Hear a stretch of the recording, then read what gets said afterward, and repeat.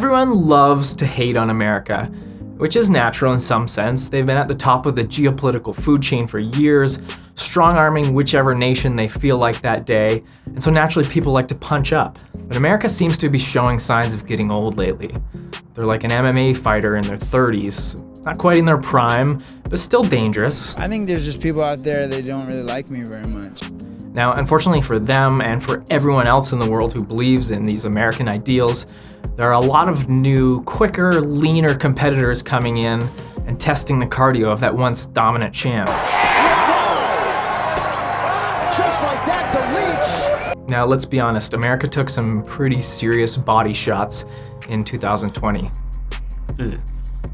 What I don't understand is the people who cheer against America. You know, I grew up in a border town like 10 minutes away, and so I would be there every week or every other week. And so I have a natural kinship with our southern neighbors. I admire the American spirit and the overall alphaness of the whole culture. Now, what does America think of Canada? My guess is they probably don't.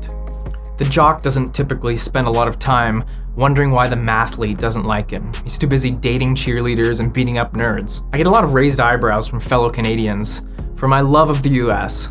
And I think there's this sort of inherent Canadian sense of insecurity, trying to always prove like, hey, we're awesome too.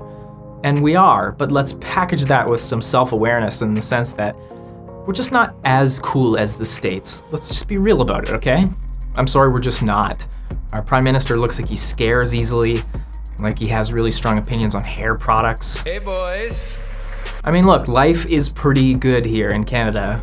If having a leader who fumbles his speeches all the time. We have recently switched to drinking water bottles out of when we have water bottles out of a plastic, Or occasionally gets caught in blackface is what it takes to have a peaceful, prosperous nation. Well, hey, that's a decent trade-off, I guess. But America's out there swinging. They're in this constant bar fight with the rest of the planet. You know, China may have just broken a bar stool over America's head, but the US seems to be shaking it off and is snapping a pool cue over its knee, so buckle up.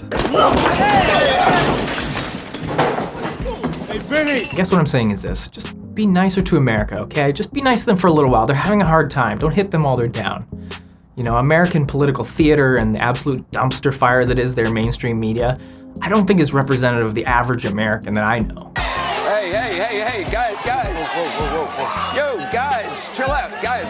Relax. There used to be a really popular show here in Canada called Talking to Americans, which is intended to expose the ignorance of our southern neighbors. They would go down to the States with reporters and ask them obscure Canadian questions and then mock their ignorance and not knowing the answers. Congratulations, Canada, on reaching a population of 1 million. And it is funny, don't get me wrong. It was a popular show for a reason. In a lot of cases, it did highlight a lot of simple ignorances.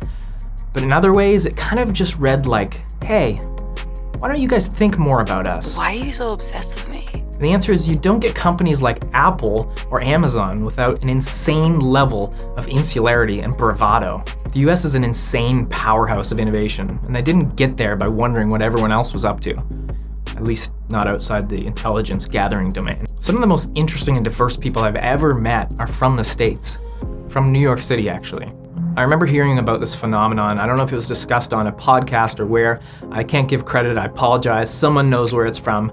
But they were talking about the difference between Americans and Europeans in one instance. And they said the cool thing about Americans is you can walk up to any sample of Americans on the street and say, hey, what's your story? And without missing a beat, Americans will just launch in to this narrative of their life as if they are the protagonist hero in their own storyline, which is amazing. This is something uniquely American, I think. Now, if you perform this same experiment in Europe, you get a very mixed response. They just don't seem to narrativize their existence in the same way America does.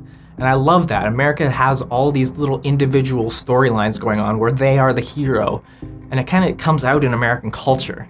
America still seems to be riding this wave of hope and idealism that's been present since the beginning of the Republic. The American dream, some people might call it. Robin Williams said that Canada was like a really nice apartment above a meth lab. Now, being a smug neighbor and criticizing the meth lab from up above doesn't prevent the whole building from exploding. So Canada, get down there. You know, take your gas mask and your rubber gloves, knock on the door, and help to disassemble that meth lab. We love you, America.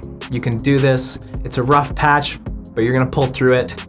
Love from Canada.